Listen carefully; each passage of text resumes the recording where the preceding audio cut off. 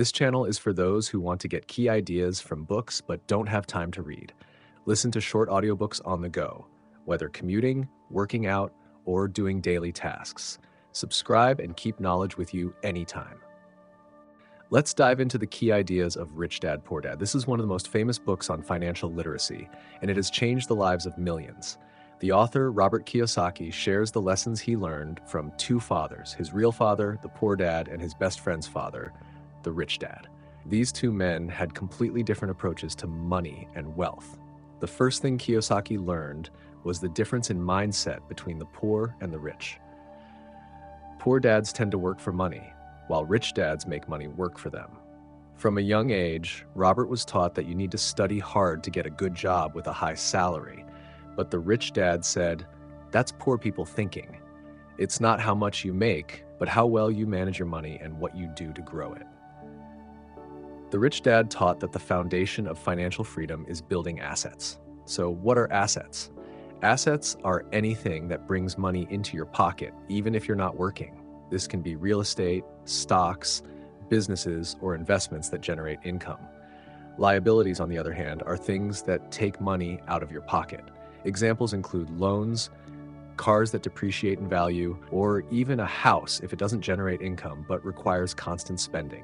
The goal is to accumulate assets and avoid liabilities. One of the most valuable lessons from the book is the idea that school teaches us to be good employees, but it doesn't teach us to be owners.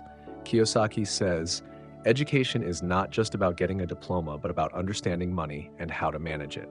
Financial literacy is the key to success.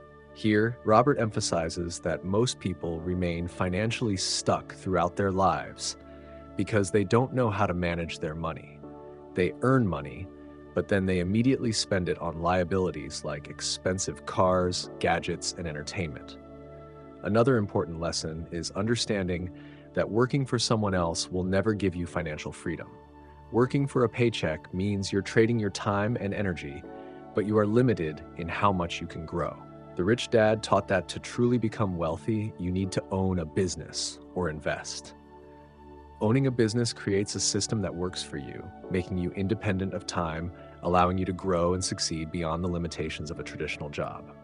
Another key idea of the book is the ability to handle risks. Kiyosaki argues that many people are afraid to invest because they fear losing money. But the rich dad taught that it's more important to learn how to manage risks than to avoid them. Instead of just saving money and keeping it safe, rich people invest and make their money work for them. This could be buying stocks, investing in real estate, or starting a business. But it's crucial to understand how the market works and to be prepared to take calculated risks.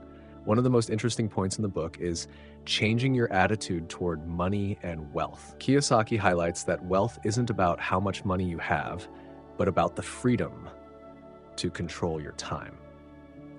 The poor dad believed that wealth was being able to buy whatever you want. The rich dad, however, thought that true wealth was when you could live off your assets without working and still have enough time and freedom to do what you truly love. This is a fundamental mindset shift that helps create financial independence. And lastly, Kiyosaki talks about the importance of constant learning.